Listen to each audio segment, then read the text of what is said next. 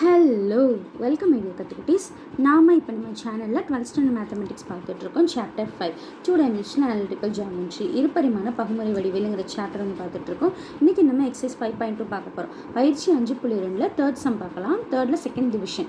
Find the equation of the hyperbola. Centre 2,1 one of the foci வந்து 8,1 and corresponding டேரக்டரிஸ்டிக்ஸ் வந்து x = 4 கொடுத்துருக்காங்க. அதிபரவளையத்தின் சமன்பாடு காண்க அப்படின்னு சொல்லியிருக்காங்க. மையம் வந்து 2,1, ஒரு குவியம் வந்து 8,1 மற்றும் இதற்கு ஒத்த இயக்குவரை வந்து பார்த்தீங்கன்னா x = 4ன்னு கொடுத்துருக்காங்க. ஸோ இந்த அதிபரவளையத்தோட ஒரு குவியம் மையம் கொடுத்து சமன்பாடு வந்து கேட்டிருக்காங்க. ஃபஸ்ட் இந்த அதிபரவளையம் வந்து நமக்கு எப்படி இருக்குங்கிறது ஒரு இமேஜினேஷனில் வரைஞ்சி பார்ப்போம்.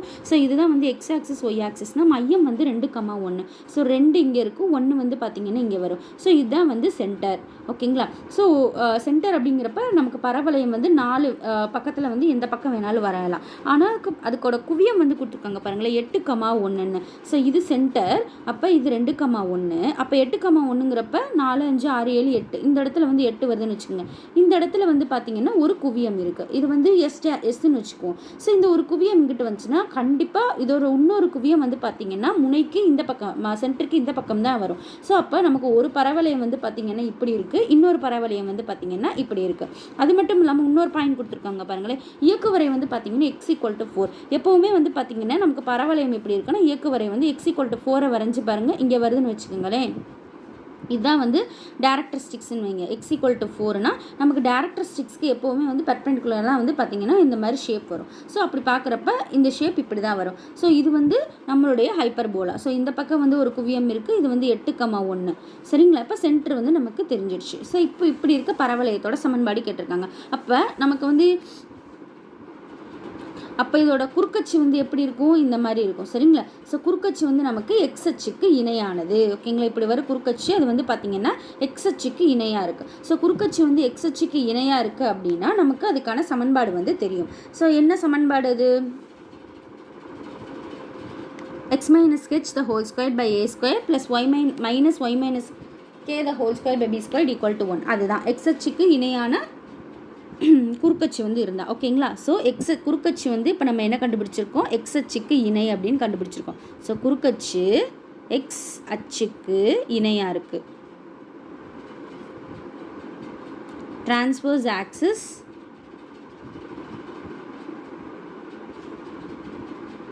parallel to x axis. ஓகேங்களா? ஸோ இதோட ஈக்குவேஷன் வந்து எழுத போகிறோம். என்ன equation? x - h the whole squared by a squared minus y minus k the whole squared by b squared = 1. இதுதான் நம்மளுடைய ஈக்குவேஷன். ஸோ இப்போ நம்ம ஹெச்சோட வேல்யூ கேயோட வேல்யூ நமக்கு தெரியும். என்ன சென்டரை தான் நம்ம ஹெச்கேன்னு சொல்லுவோம். நமக்கு சம்மிலே வந்து பார்த்திங்கன்னா மையம் கொடுத்துருக்காங்க 2,1. ஸோ ஹெச்சோட வேல்யூ 2, கேயோட வேல்யூ வந்து பார்த்திங்கன்னா 1. ஸோ அதை சப்ஸ்டியூட் பண்ணிடுவோம். அடுத்து நம்ம என்ன கண்டுபிடிக்க போகிறோம்? a² b² வந்து கண்டுபிடிக்கணும். ஸோ நம்ம மையம் வந்து கண்டுபிடிச்சிட்டோம். மையம் வந்து என்ன? சென்டர்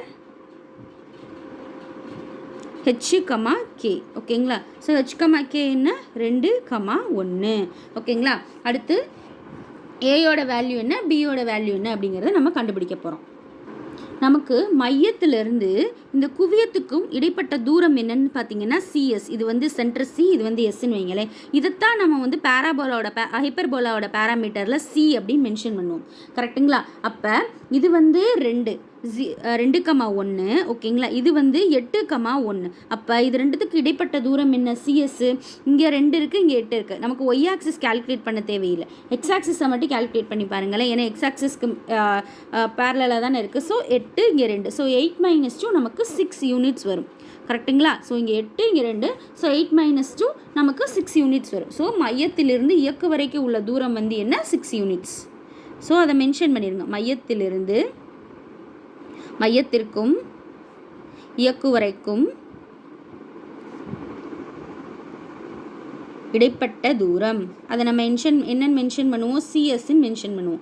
ஸோ இடைப்பட்ட தூரத்தை வந்து நம்ம வந்து சிஎஸ்ன்னு மென்ஷன் பண்ணுறோம். அதோட வேல்யூ என்னன்னு பார்த்தீங்கன்னா சி. அந்த சிஎஸ் தான் நம்ம வந்து ஹைப்பர்போலாவை பொறுத்தவரையே சி. ஸோ அதுதான் நம்ம வந்து 6 அப்படின்னு மென்ஷன் பண்ணுவோம். ஸோ இது எப்படி இங்கிலீஷில் நான் ட்ரான்ஸ்லேட் பண்ணி எழுதிடுறேன். மையத்திற்கும் குவியத்திற்கும் இடைப்பட்ட தூரத்தை நம்ம என்னென்னு மென்ஷன் பண்ணுவோம்? சிஎஸ்ன்னு சொல்லுவோம். ஸோ அதுதான் ஹைப்பர்போலாவை பொறுத்தவரைய சி. சரிங்களா? = 6. So distance between centre and focus அதை தான் நம்ம சிஎஸ்ன்னு சொல்லுவோம். அந்த வேல்யூ தான் நம்ம சி. அதே சென்டென்ஸை நான் வந்து இங்கிலீஷில் ட்ரான்ஸ்லேட் பண்ணியிருக்கேன், அவ்வளோதான். ஸோ CS = C = 6 அப்படின்னு நமக்கு வந்து கிடச்சிருச்சு. அடுத்து மையத்திலிருந்து இயக்கு வரைக்கும் இடைப்பட்ட தூரத்தை நம்ம வந்து கண்டுபிடிச்சோம் அப்படின்னா நம்ம ஏயோட வேல்யூ என்னங்கிறத நம்ம கண்டுபிடிச்சிடலாம். ஸோ வாங்க, ஸோ மையம் வந்து நமக்கு இந்த இருக்குது சென்டர். ஸோ இயக்கு வரைங்கிறது இந்த இருக்குது, இது வந்து x = 4. ஸோ இங்கே வந்து பார்த்தீங்கன்னா 2, இங்கே வந்து பார்த்தீங்கன்னா x = 4. ஸோ இதில் 2ல் 4 போயிடுச்சு நமக்கு என்ன, சரி 4ல் 2 போயிடுச்சு நமக்கு பெரிய நம்பர்லேருந்து சின்ன நம்பர் கழிங்க 2 கிடைக்கும். ஸோ மையத்திற்கும் இயக்கு வரைக்கும் இடைப்பட்ட தூரத்தை நம்ம எப்படி மென்ஷன் பண்ணுவோம்னா a²/c மென்ஷன் பண்ணுவோம். ஸோ a²/c வேல்யூ எனக்கு நமக்கு இங்கே 2.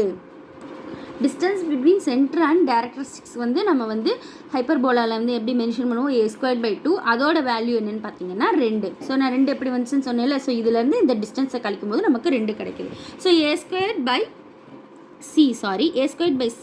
2.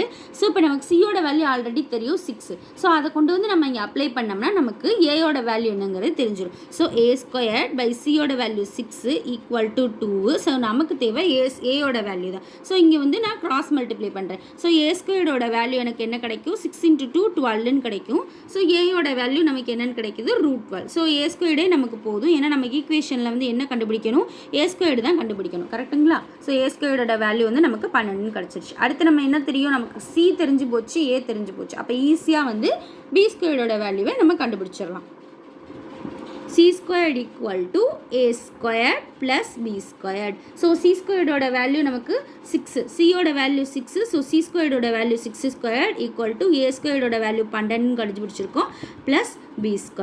ஸோ b² மேலே நம்ம கண்டுபிடிக்க போகிறோம், அதை மட்டும் லெஃப்ட் சைடில் வச்சுக்கோங்க, சரிங்களா? ஸோ b² லெஃப்ட் சைடில் வச்சுட்டு இந்த 2 வேல்யூவை இங்கிட்டு கொண்டு போகும்போது 6² - 12ன்னு வந்துடும், ஓகேங்களா? So b² = 6 × 6 = 36 - 12. ஸோ 36 - 12 உங்களுக்கு என்ன வரும், 24.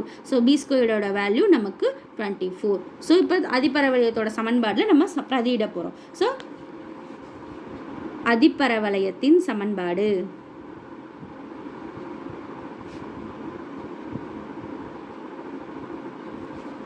equation of hyperbola